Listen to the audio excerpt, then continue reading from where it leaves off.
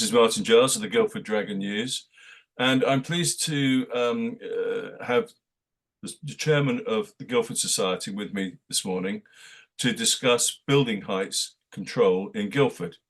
The chair of the Guildford Society is Alistair Smith. Alistair, thank you for joining the Guildford Dragon. Good morning. And as a way of background, in the Dragon hustings before the Borough Council elections in May 2023, all the party representatives said they were in favour of a zoned heights policy. But that's nearly 18 months ago now. Now, on your website, you said that the Society is delighted that progress is being made on this issue. Can you describe that progress you've observed that has made you delighted? And what progress has there been made since that website post, which was, I think, in July? Okay, I think that is very simple. We were delighted that at long last, the council had accepted that there should be a heights policy. Like you, it's taken a lot, as you implied, it's taken a long time since the hustings, about a year before agreement was reached that a heights policy should be introduced, which I think is just the nature of possibly slightly slow progress in local government. We did propose how a heights policy should be produced back in February to the council, and I think to a large extent they've accepted some of our recommendations, which was chiefly to use an independent consultant to produce a heights policy, as there are a number of companies that have done this for major cities and towns around the country, are well used to doing it, and can produce a draft really very quickly for ongoing consultation. The latest I have heard is that the council are in the process of reviewing potential companies, and they hope to appoint one fairly soon. I can't give you any more information on that, Okay. But we keep asking the question about what's going on. And will you see the terms of reference for that consultation? We hope to. We've had some discussions with the council. We've got a fairly regular meeting with one of the senior officers, and at the next meeting, I hope we can get more details. Okay, because the way that their task is set out in the terms of reference can influence the result, can't it? Would you agree with that? Yes, and I think one of the key things to me is what the scope of the heights policy might be, because I'm very conscious, we could have a very narrowly defined one just in the town centre, but actually we need a heights policy that would cover other areas or could be extended. There is no reason why you shouldn't have a heights policy for, say, one of the outlying villages, to say you shouldn't have anything more than whatever it is agreed to be. Okay, now what's the role of the council, the planning officers in this? Do you find they're completely neutral, or do they have their own ideas, and does that influence council policy on it? I think at the moment, I don't want to sort of speak for them individually, but the sense I'm getting is that they are agreeing that a heights policy is required to avoid overdevelopment, particularly in the town centre. And I think there is some real concerns that that buildings will just go high. There will be very little implementation of infrastructure improvements, green space, whatever, and we'll get an overbuilt town centre. And I think they now understand that a heights policy is a way of managing some of the more pushy developers, right, in the town centre and potentially in the surrounding areas, because you can see somewhere like just for an example, Ladymead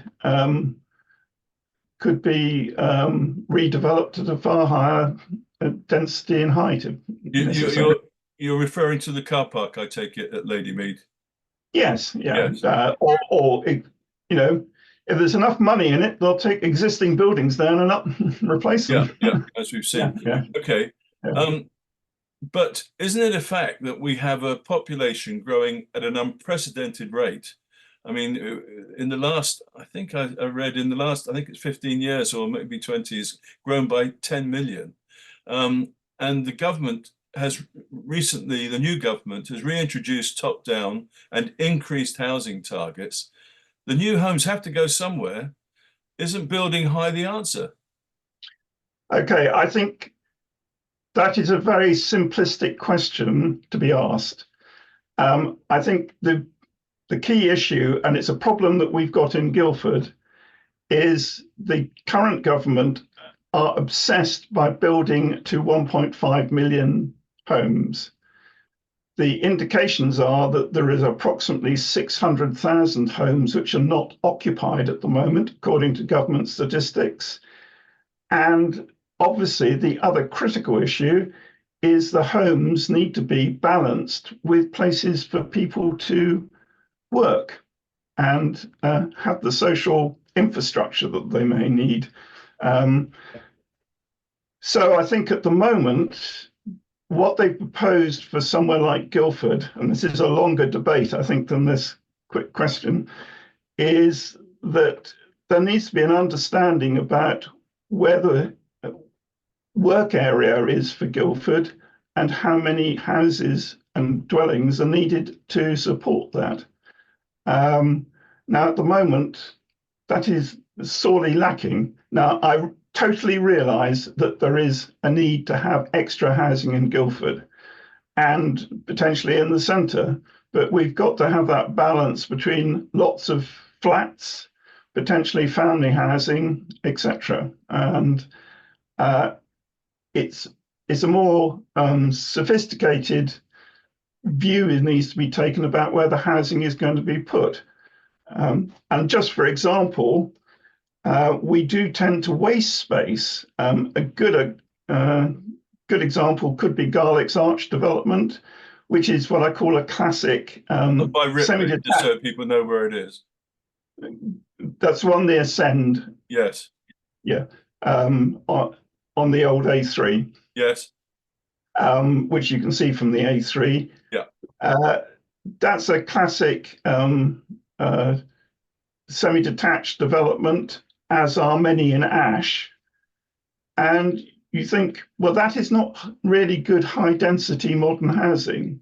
That should be built around potentially more terraced housing, which is more environmentally sustainable anyway, and new types of forms of housing to increase dwelling space. Yeah, but isn't the case that however much we might like or dislike high-rise buildings, that it's all just a bit too late in Guildford? We've got the State Solum development going up. It may be shocking some people that have seen it now, but for those of us paying attention, we knew it was coming. North Street's going to be quite an imposing height over that end of North Street. We've got the Debenhams replacement, and then of course we've got at the bottom of Portsmouth Road, we've got the development at the Plaza site. The fact is that these high rises are coming and they're being built now. Well, part of me agrees with you that a lot of these buildings have been consented, which I think is a great shame and will cause damage to the town. However, I would say that I think we do need to have heights policies in place to literally to try and stop the sprawl of what I call the 10 to 12 story high buildings. We know that there are ideas to put a 9 to 10 story block up Walnut Tree Close, for example. And that's really quite difficult for the council to tackle at the moment. My belief also is that if we get a large number of high buildings near to each other, which we're in danger of doing in certain areas of the town, sort of North Street, the old Sanofi building, for example, you get a very hostile environment for pedestrians moving around. You know, Guildford is a town, it is not a city like London. And even London has some fairly strong rules on how large buildings are placed alongside each other. But there is a ratchet effect, isn't it? Inevitably. I mean, if you're a developer and you can point to next door there being a 10-story building, it's very difficult, even if the council wants to resist that application.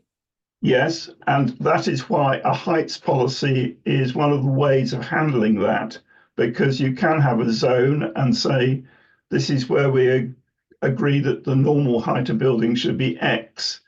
And even if there are existing taller buildings in there, classic example is a church. We're not going to bring a church down, steeple down to a heights policy, but that will actually allow you to manage it.